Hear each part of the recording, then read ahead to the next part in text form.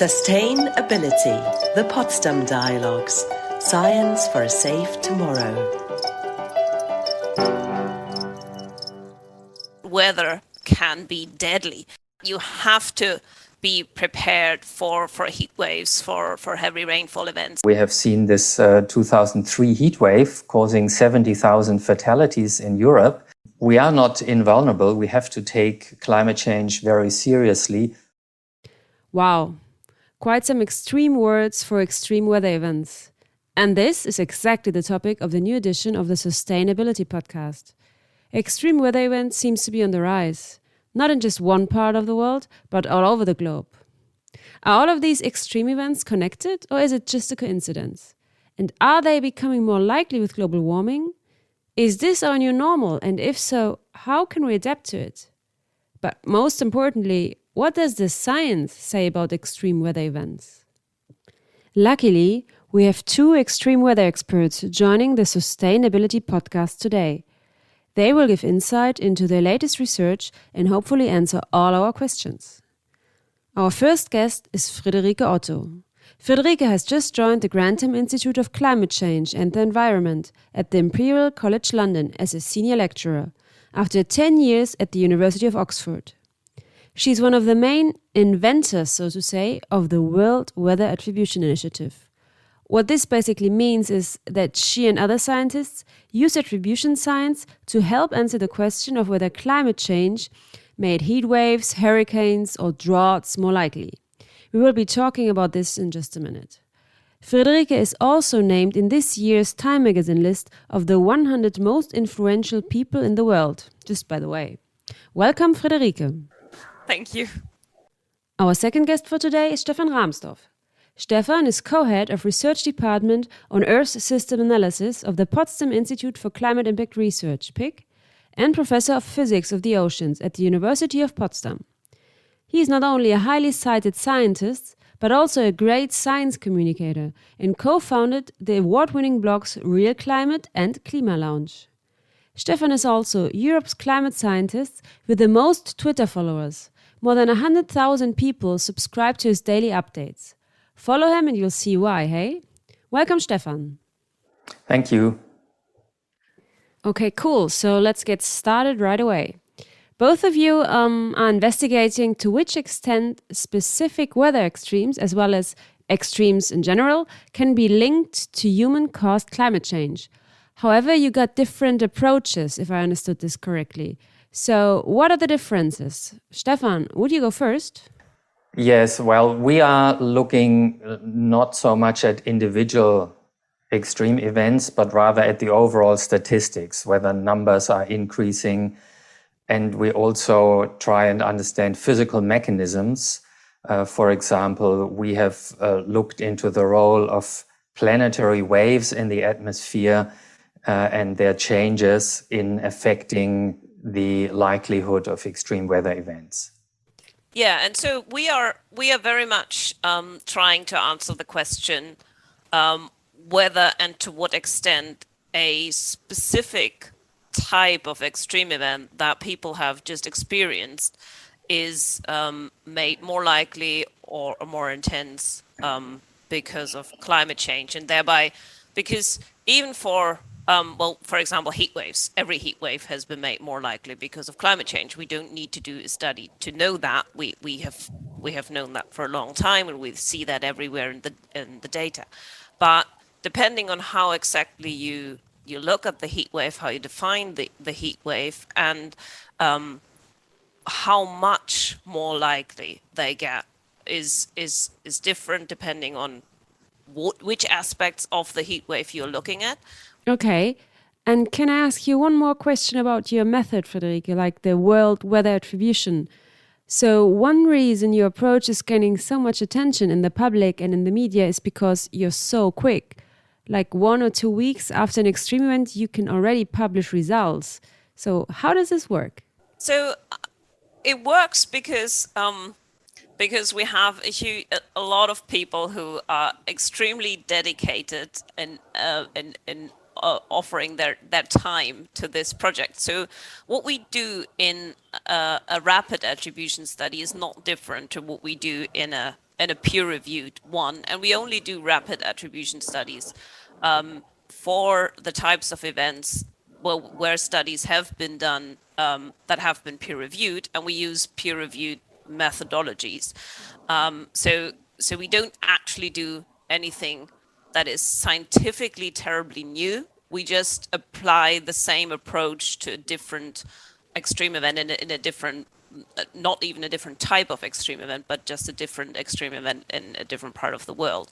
And so, and we have developed the methodologies to do that over years, and have written down an extremely detailed protocol on what needs to be done. So what are the steps to do? So the first step is to find out what has actually happened, get observational data, talk to the disaster relief communities, find out what has happened, and then define an event. And then doing the next steps is then evaluating climate models, and then doing the actual attribution, and then also synthesizing the results and coming up with an overall statement. So we have everything that we do is public.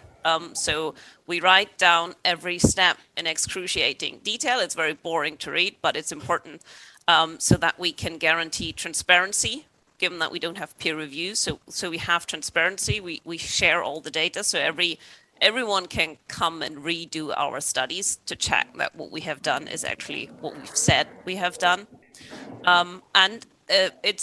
So an increasing number of scientists agree that this is important, because the question is always asked, is this climate change? And if we don't say anything from the climate community, then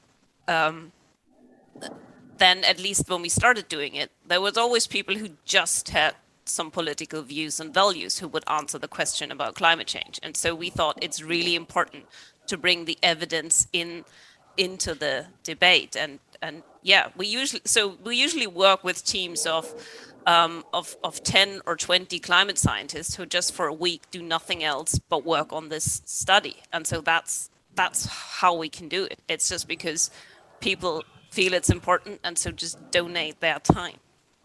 Yeah, it is important to be so quick, because the standard approach of doing a kind of scientific analysis after the event and submitting it to a journal, etc., then about 1 or 2 years later, you get an article in a scientific journal saying, yes, this was made 60% more likely by climate change or whatever. And nobody cares at that time if the event is 1 or 2 years past. The public doesn't care about it. They want to know pretty soon after such an event what the science can say about it. Mm-hmm. And talking about what the science can say, what can the science actually say about the role that climate change plays for weather extremes? Are they all increasing?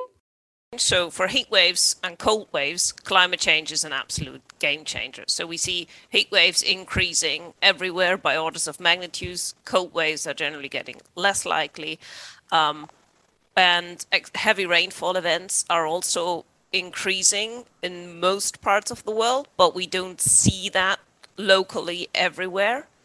And then for droughts, for example, we do see an increase in the likelihood and intensity of droughts in the Mediterranean region and in Southern Africa, but not that there are many other parts in the world where we don't see that. And of course, that's sort of just so just from a climate change effect, the extreme events are not all equal. They are very different.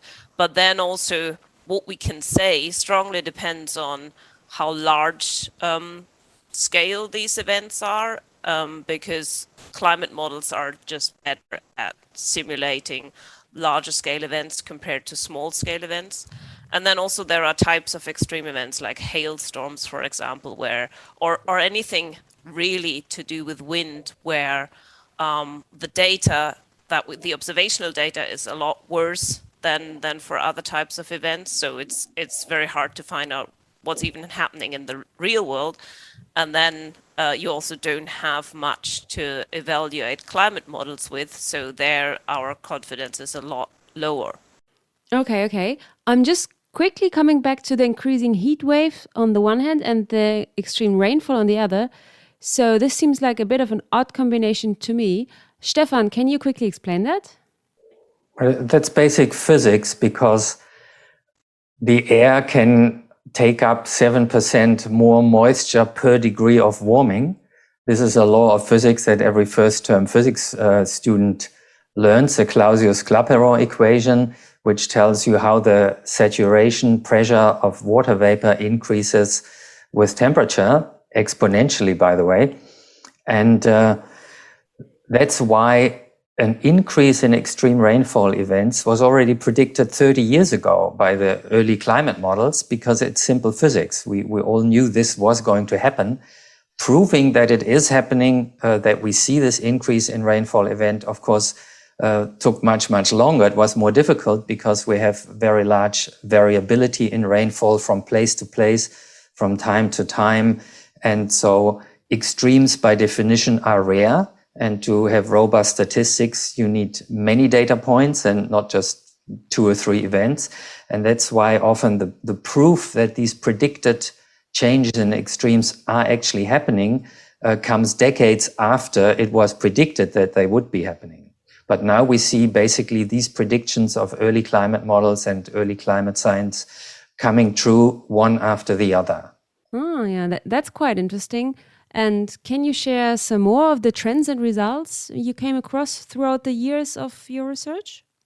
I think the most simple result, and Friederike already mentioned it, is that heat waves, of course, have become far more likely. And we did a study 10 years ago looking at how often new monthly heat records occur around the globe, like the hottest August on record or so. And at that time, we found that these heat records occurred 5 times more likely compared to a climate without global warming, where, of course, by chance, you can also occasionally get a new record.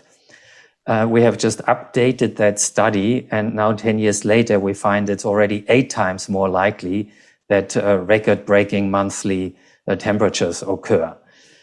Now, if you compare that with rainfall events, extreme rainfall events, for example, we have also done a study with global rainfall station data.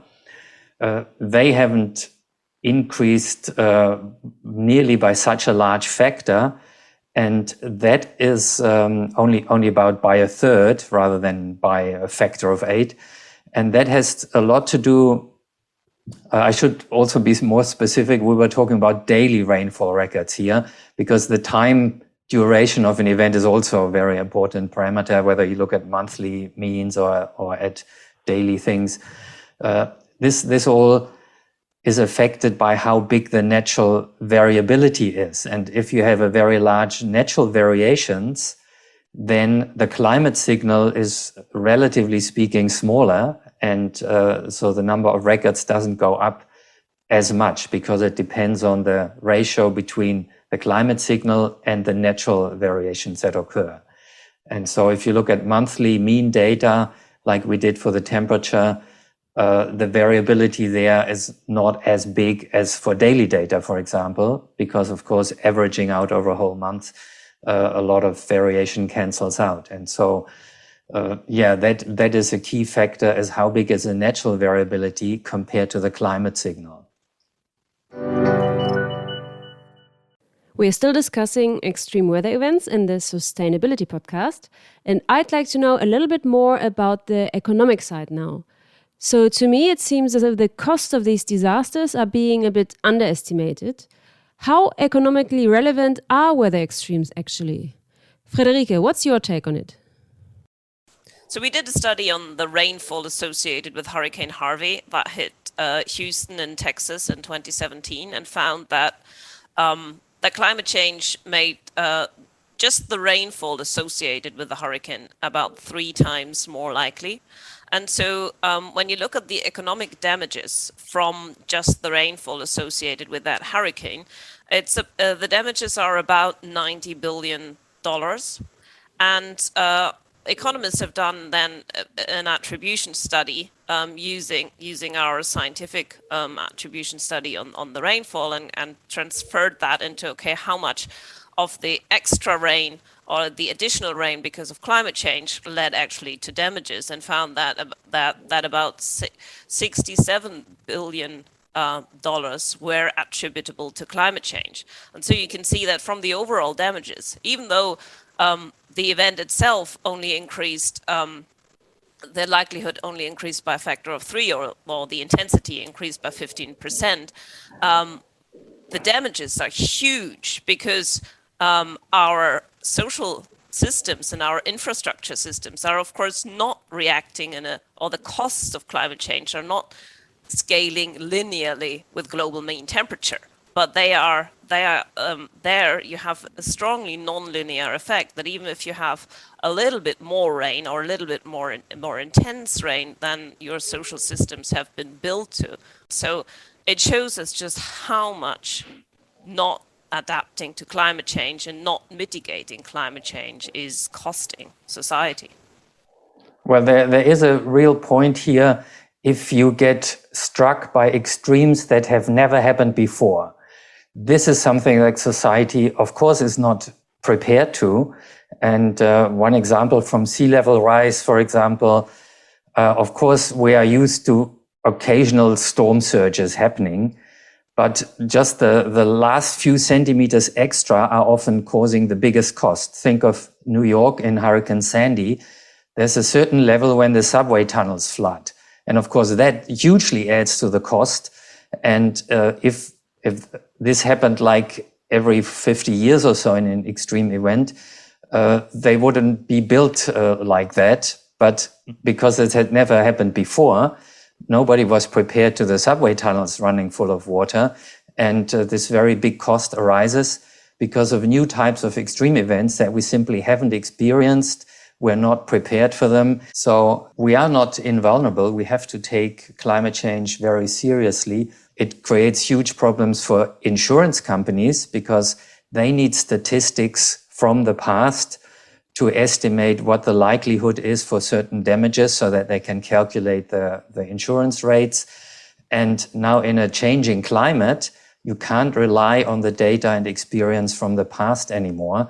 And that simply makes it very costly. Indeed, costs. Nobody can actually like this development. So how can we prevent this? Or rather, how can we adapt and be better prepared for extreme weather in future? Well, we have to adapt to the extreme events that have already changed.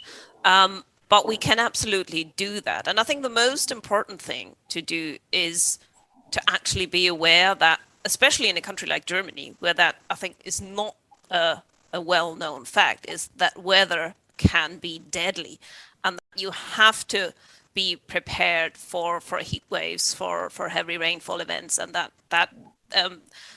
we have to teach our children, but at schools, but also everyone who's not at school anymore, that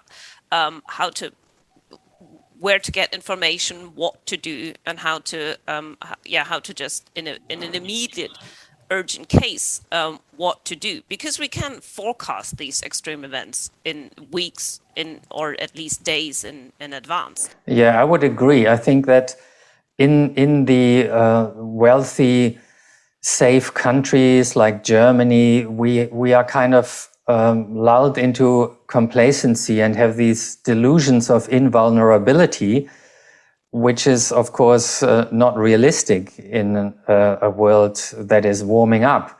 And we are vulnerable as well. We have seen this 2003 heat wave causing 70,000 fatalities in Europe. The mortality peak in France is higher than that of the corona epidemic. I think in future we might see court cases where such people that suffered huge damages, maybe not individual, but cities or so, like New York from flooding, actually sue fossil fuel companies for damages.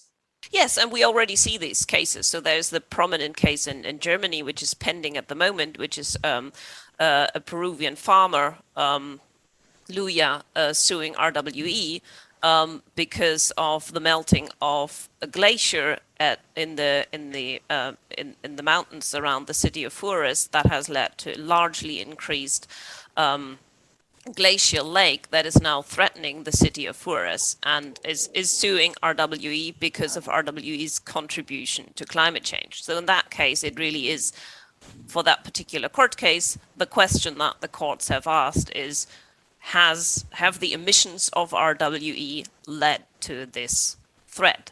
But they also asked the question, is there a threat in the first place? Because and how does that tie with the overall knowledge that we have of climate change? So you don't just need the individual study, you need also the larger climate change context. So one more topic I would be interested in is uncertainty. So scientists use the word uncertainty quite a lot when talking about study results, especially when talking about extreme events. And the public sometimes seem to take this as, you don't really know, do you? We just want concrete numbers. So how do you address this issue of uncertainty, both scientifically and when it comes to communicating the science to the public? Stefan, would you go first? Yeah, uncertainty is part, or an analysis of the uncertainty is part of all serious science. That what you learn in the first semester at university. If you do physics experiments or so, you can't just measure something and say, this is the number I got. You have to do a careful uncertainty analysis to see within what range you can confidently say that this measurement actually is. And so we are totally used as scientists to talk about uncertainty, but in the public debate, of course, uncertainty is often used as a reason to dismiss results or just ignore them.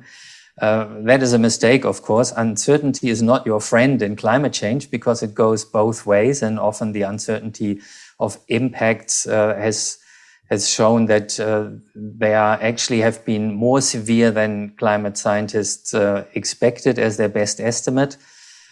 And uncertainty definitely does not mean you should ignore this or we don't know what we're talking about. It means we are doing kind of serious science where we don't just put up claims, but we also immediately self-critically try to establish within what confidence range, maybe confidence range sounds better than uncertainty range, a certain result can be trusted. Yeah, and I think it's really important to remind people that this is not something that is just happening, as Stefan was saying, it's not just in climate science. Every science is working within an uncertainty or a confidence range. You will never see a scientific the result that is just one number. There is always, and sometimes the confidence range is very small, and sometimes it's large. But we are actually really used to that also in the real world. So I often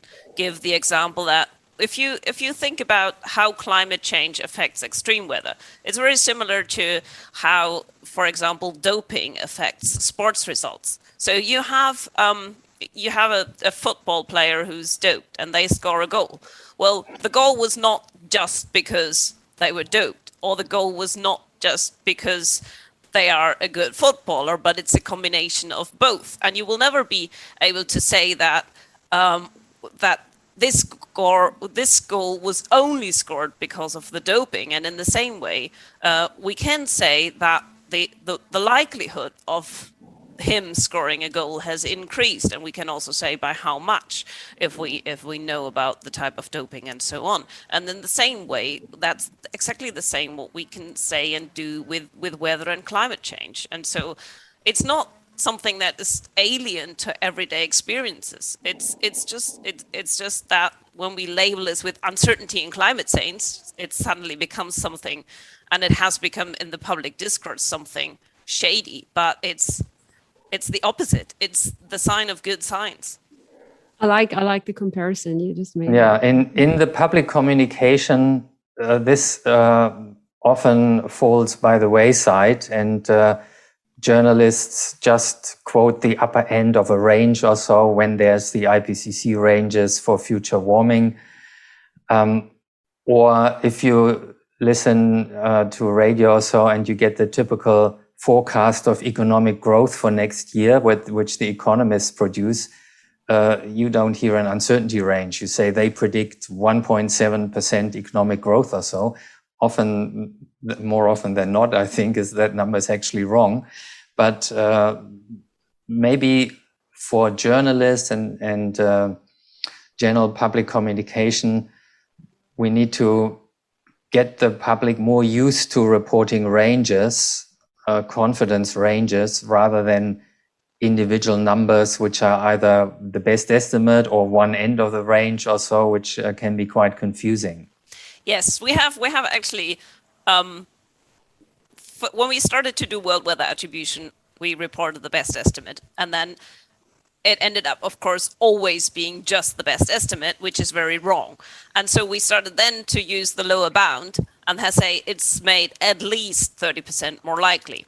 But then in the communication, the at least got dropped, so you actually end up with again a wrong result. So I don't think we have found a perfect solution for that. But so we have tried with some of the studies to actually not give a number, but just a range. But then people get very unhappy. So I think this is something where science communication has still some way to go. But I think if we would more consequently talk about ranges and not single numbers, it would really help. And it would also help everyone to understand things like other scientific results. So I think we should be more bold there as scientists and not just assume that people are stupid and can only live with the one number, but just say things as they are. Yeah, very true. And hopefully this podcast can raise some more awareness on this topic. Another question I have now, after you also talked about media and politics a bit. So Stefan, you have been researching climate change for years and also teaching and warning about it for a long time. Do you feel that something has changed throughout the years? Yes, I do think that the awareness has gradually grown, but I think it's been, to me, really frustrating because when I started off my career as a young postdoc, say in the beginning of the 90s, I could not have imagined how long this would take before the public starts to understand climate change, because the evidence back then was already very clear. And I would have expected that people react to that and they respond, that politicians would respond. But yeah, it's basically taken forever. And now finally, not necessarily because of climate science communication, but because of Fridays for Future pressure on the streets and because of these extreme events coming more and more often so that even lay people notice it. I think the tide is changing, at least here in Germany. I see that for the first time, climate policy was quite a big issue in the election campaign of almost all the parties, even though they didn't discuss it at a very kind of depth of detail or so, but more still rather superficial slogans. In that sense, it was disappointing, but at least it was a big issue of concern. And so I hope that we are at a societal tipping point now where this issue, this real crisis that we have with climate change starts to be taken seriously. Mm-hmm. And what's your take on this, Friederike, being based in the UK? Well, I think I would absolutely agree that definitely since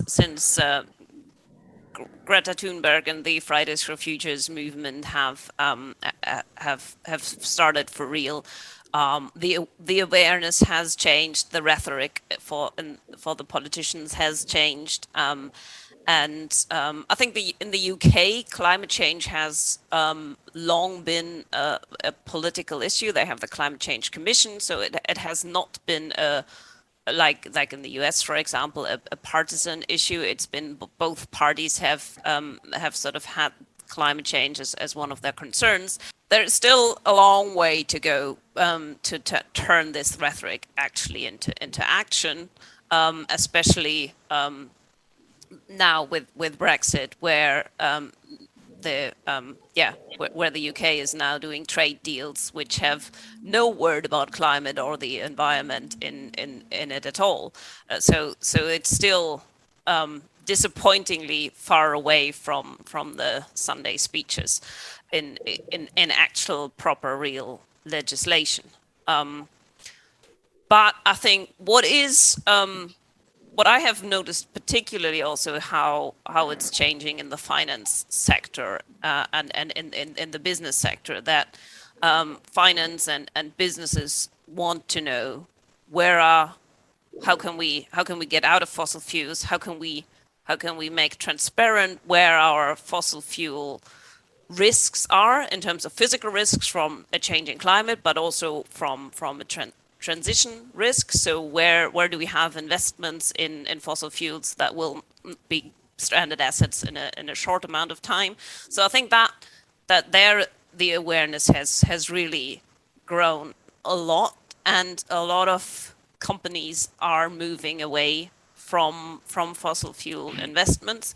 So I think that is and that is absolutely necessary to get the transition faster. And of course, it would be a lot faster if the legislation would force these companies to do this faster. But I think seeing this change in awareness and also in the willingness to act on that is something that has changed really a lot in a very short amount of time. Very true. And let's hope there will be more change soon, because we are already starting to see the results if no change happens. Which actually brings me to the final question, turning to a very recent PIC study that found that a child born in 2021 will experience a 2 to 7-fold increase of extremes in a scenario of current climate pledges. So this result left me, and I'm sure other people too, rather sad. And what about you, like being professionals in the business of extremes, so to say? Is it an emotional issue, or is it something you just have gotten used to? Yeah, it is, of course, an emotional issue. And I can say I have 2 children, but actually I was very much concerned about climate change before I had these children, because I don't only care about my own children, I care about all children in the world in a way. And to me, the most emotionally depressing aspects are, of course, when people, especially in poor countries, suffer from some horrendous extreme weather, and I know it's to some extent our fault. And also when I'm confronted with this massive denial of climate science, when people just try to downplay the climate crisis, etc., and they're just really, the lobby powers that try to deceive people about climate science and try to paint it all as highly uncertain. That I find one of the most emotionally depressing aspects of the whole thing. Yeah, I think for me it's also definitely an emotional issue, and not just because I have a son. I would also say that it was much. It is independent of my own life, and it is because globally, but also in every society, it's those who are most vulnerable and least responsible who are paying the price, and not only who are not only paying the price of the extremes and the damages that we are seeing today, but who are also the ones who are then used as scapegoats for not doing climate action. This is what I find absolutely infuriating. So I think anger is probably the main emotion that I have in this respect. But I think the way I deal with it is that I try to use the voice that I have and the fora that I have to point these things out and to try and help speed the transition and lead to action. I think that is, I quite often get the question of how, but climate science should be neutral. You shouldn't be an activist, which I think is completely is completely wrong because, well, of course, you need to do your science following scientific methods and have transparent, but you are absolutely allowed to be a human being. And I think it's you're responsible as a human being who cares about a just society to interpret what your results mean and try to shape society.